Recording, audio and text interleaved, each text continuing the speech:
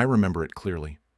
It was New Year's Day, 2024, and I had no real plans except to meet up with a few friends at Bayside Marketplace in Miami.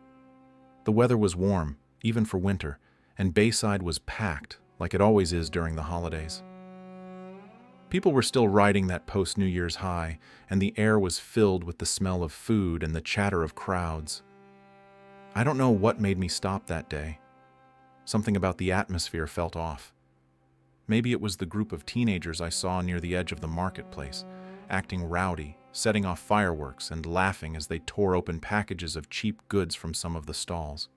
They were clearly up to no good, but it didn't seem like it would escalate into anything serious. I wandered around trying to keep my distance from the chaos, just observing. More people started crowding the area, curious to see what the noise was about. I spotted a couple of cops making their way toward the teenagers, but by then, it was too late. The scene spiraled out of control faster than I could process.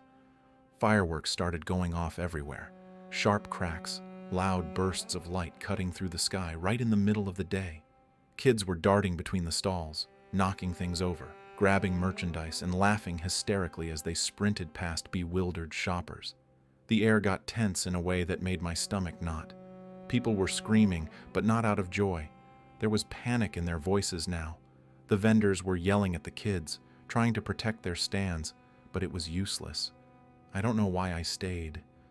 Maybe it was morbid curiosity, or maybe I didn't realize just how bad it was going to get. My phone buzzed in my pocket, my friend texting me to ask where I was. I didn't even bother replying.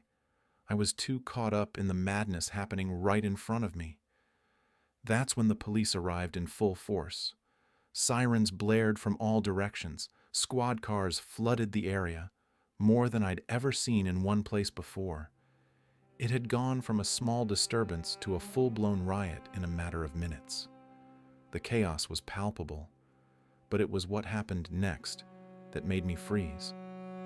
I didn't see it at first. I was too focused on the flashing lights, the kids running from the cops, and the crowd growing more frantic. But then, out of the corner of my eye, something caught my attention.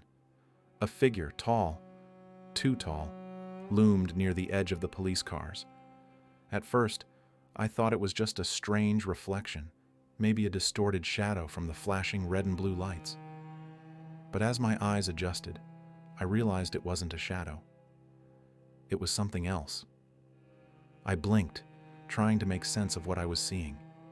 The figure was at least 10 feet tall, and its limbs seemed unnaturally long, almost spidery. It moved slowly, awkwardly, like it didn't belong in this world. For a split second, I thought it might be someone in a costume, a prank maybe, but something about it made my skin crawl. There was no face, just a blank, smooth surface where a face should have been, as if it was hiding something beneath. The air around me felt suddenly thick, suffocating. I wasn't the only one who noticed it. Other people around me started pointing, whispering in hushed, panicked tones. But no one screamed, no one ran. It was as if everyone was frozen in place, too shocked to react. And then, just as quickly as it appeared, the figure vanished, slipping into the shadows behind the police cars, blending into the chaos. I stood there, unable to move, my thoughts spiraling as I tried to make sense of what I'd just witnessed. It couldn't have been real. Maybe my eyes were playing tricks on me, or it was a fleeting mistake in the chaos. But deep down, I knew that wasn't true. There was something about the way it moved, unnerving, unnatural, that sent a chill through me. This was no illusion. People started talking about it almost immediately. Someone must have filmed it, because within an hour, clips were circulating on social media, and the speculation began. Aliens. That's what everyone was calling it. They were saying that we had witnessed a real-life alien encounter right in the middle of Bayside. It sounded ridiculous, even as I scrolled through the comments, but I couldn't shake the image of that tall, faceless figure from my mind.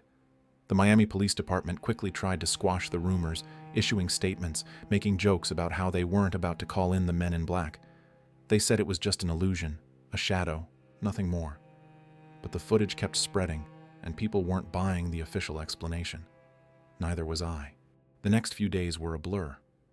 I tried to go back to my normal routine, but every time I closed my eyes, I saw it again. That figure, standing so close to the police cars, yet completely out of place. I found myself rewatching the video over and over again, trying to see if I could catch more details. But no matter how many times I watched it, I couldn't explain what I'd seen. Then, one night, as I lay in bed staring at the ceiling, my phone buzzed. At first, I ignored it, too exhausted to deal with another wave of social media notifications about the incident. But when the buzzing didn't stop, I reached over and checked the screen. It wasn't a notification. It was a message from an unknown number. You saw it, didn't you? My heart skipped a beat. I stared at the message, my mind racing. Who could have sent this? How did they know what I had seen?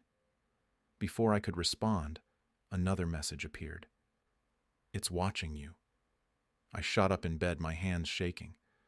The room was dead silent, except for the sound of my own breathing, shallow and fast. I checked the locks on my door, even though I knew they were already secured. Something about the message felt like a threat, like someone, or something, was warning me. I didn't sleep that night. I couldn't. Every noise, every creak in my apartment made me jump. The thought that the figure from Bayside was somehow watching me, following me, wouldn't leave my mind. It wasn't long before I started seeing it again. Not in videos this time, but in real life. I was at a cafe near my apartment a few days later, trying to distract myself from everything that had happened. I was sitting by the window, idly scrolling through my phone, when I saw something out of the corner of my eye. There, across the street, standing by a bus stop, was the same figure. Tall, faceless, its long limbs hanging awkwardly by its sides. I blinked, thinking I must be imagining it, but when I looked again, it was still there, just standing, staring directly at me. My stomach twisted in knots. I felt like I was going to be sick. Without thinking, I grabbed my bag and rushed out of the cafe, weaving through the crowd as fast as I could. I didn't stop until I was several blocks away, my heart pounding in my chest. I looked around, trying to spot it again, but it was gone. That night, the messages started up again. Short, cryptic texts from the same unknown number. It's getting closer. The following days became a blur of anxiety and paranoia. I couldn't shake the feeling that I was being followed.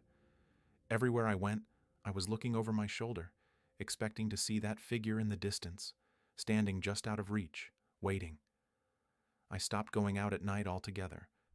I barely even went to work. Then one night I woke up to a sound, a soft tapping, like fingers gently brushing against my window. My bedroom was on the second floor. There was no way anyone could have reached it. Slowly, I got out of bed and moved toward the window, heart hammering in my chest. I pulled the curtain back, just an inch, and my blood ran cold. It was there. Standing outside, illuminated by the faint glow of the streetlights, was the figure. Its head tilted slightly upward as if it knew I was watching it. The faceless void where its eyes should have been seemed to stare directly into me. I couldn't move, couldn't breathe. It didn't do anything.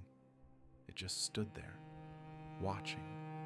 I don't know how long I stayed there, frozen by the window. When I finally found the courage to look again, the figure was gone, but the terror didn't leave with it. I couldn't stay there anymore. I packed a bag and left that night, driving aimlessly, trying to put as much distance between me and that thing as possible. But no matter how far I went, I couldn't escape it. I ended up at a motel far outside the city, one of those dingy, half-empty places off the highway that felt forgotten by the world. I wasn't even sure what my plan was. Maybe I thought I could hide, at least for a little while, get some sleep and figure out my next move in the morning. But deep down, I knew that running wouldn't stop it. I had seen something I wasn't supposed to, and now it wouldn't leave me alone. The room was small, the kind that smelled like stale cigarettes no matter how much the windows were cracked open. The flickering light above the bed added to the suffocating atmosphere. I locked the door behind me, pushing the small dresser in front of it as a makeshift barricade, knowing full well that if it came for me, a flimsy dresser wouldn't stop it. I tried to sleep, but every sound outside made me jump. The hum of passing cars on the highway, the distant howl of wind, even the creaks of the old motel itself. It all felt wrong, like something was creeping closer, just waiting for me to let my guard down. Every so often I glanced at my phone, half expecting another message to pop up, another cryptic warning that I wouldn't be able to understand until it was too late. Hours passed, or maybe it was minutes. Time felt strange, stretched out, as if the night itself was conspiring to keep me on edge. Eventually, exhaustion took over, and despite my fear, I drifted off into a restless sleep. I woke up to the sound of my phone buzzing. My heart lurched as I fumbled for it on the nightstand, my hands shaking. The screen glowed in the darkness, casting an eerie light across the room. It was another message from that same unknown number. Look outside. For a moment, I just stared at the screen, my blood running cold. I didn't want to look. I didn't want to see whatever was waiting for me beyond the thin walls of that motel. But I couldn't help myself. My body moved on autopilot, against my better judgment. Slowly, I slid out of bed and made my way to the window, my feet feeling heavy, like I was walking through thick mud. I reached for the curtain, hesitating just a second before pulling it back, heart pounding in my chest. The parking lot was mostly empty, the dim streetlights casting long shadows across the cracked pavement. At first, I didn't see anything unusual, just the same lonely scene I had seen when I arrived. But then my eyes drifted to the edge of the lot, near the highway. It was there, standing in the shadows, half hidden by the darkness, was the figure. It was closer than before, its tall, impossibly thin body slightly hunched, like it had to squeeze itself into the space. Its head was tilted to the side, and even though it didn't have eyes, I knew it was looking directly at me. I stumbled backward, the curtain falling shut as I gasped for air. My mind was racing, panic settling into every part of me. It had found me again. No matter how far I ran, it would always find me. There was a knock at the door. I froze, my body tense, listening. The knock came again, slow and deliberate, like whoever or whatever was on the other side wasn't in a hurry. My eyes darted to the dresser I had shoved in front of the door, my only barrier between me and it. The knock came a third time, louder this time, more insistent. I backed away, retreating toward the bathroom, my mind racing. There was nowhere to go, nowhere to hide. I knew that if it wanted to come in, it would. No lock, no barricade could stop it. My phone buzzed again, the sound cutting through the tension like a knife. I glanced at the screen, terrified of what I might see. It's time. I didn't understand what that meant. Time for what? Was it going to take me? Was this the end? My body was trembling, my mind screaming at me to do something, to run, to fight. But all I could do was stand there, paralyzed by fear. Then, the door handle started to turn. I ran. I don't know where the sudden burst of energy came from, but in that moment, my survival instincts kicked in. I darted into the bathroom, locking the door behind me as if that flimsy lock would keep it out. The small, windowless room felt like a coffin, the air thick with my own fear. I could hear the door to the motel room creak open, the soft, scraping sound of something sliding across the floor. My heart pounded in my chest, each beat echoing in my ears. I held my breath, straining to listen for any movement, any sign of what it was doing. The silence stretched on for what felt like an eternity. And then, slowly, I heard it. Footsteps, light but deliberate, moving toward the bathroom door. I pressed myself against the wall, my body trembling as the footsteps stopped right outside. There was a long, agonizing pause, and then a knock, just like before, slow, deliberate, mocking. I couldn't hold it together any longer. I let out a strangled cry, pressing my hands against my mouth to stifle the sound.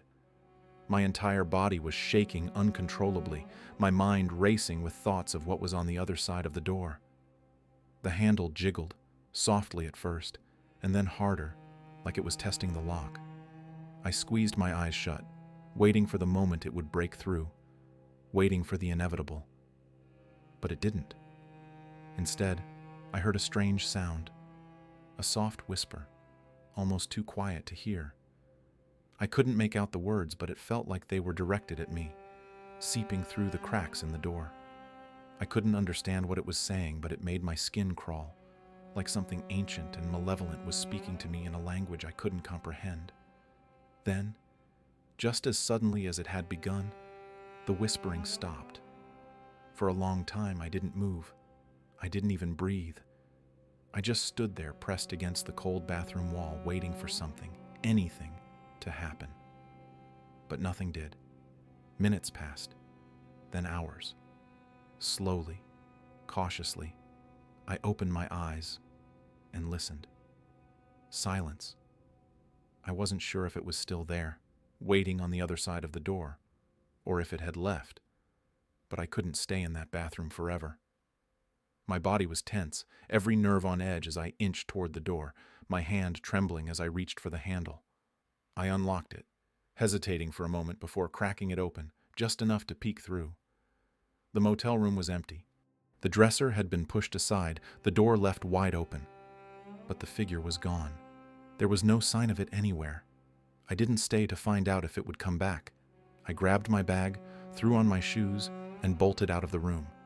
The night air hit me like a wave, cold and sharp against my skin. I ran to my car, heart pounding in my chest, my breath coming in ragged gasps. I didn't even look back as I sped out of the parking lot, leaving the motel and everything else behind me. For hours I drove aimlessly, not knowing where to go, not knowing what to do. All I knew was that I had to keep moving, had to stay ahead of it. But deep down, I knew that no matter how far I went, it would find me again, because it always does. I've been running ever since. I don't know how long I can keep this up. Days, weeks, maybe months. It's all a blur now. Every time I think I've escaped, every time I think I'm safe, I catch a glimpse of it. In the corner of my eye, in the reflection of a store window, standing just far enough away that I can almost convince myself I imagined it. Almost. But it's real, and it's not going to stop until it gets what it wants.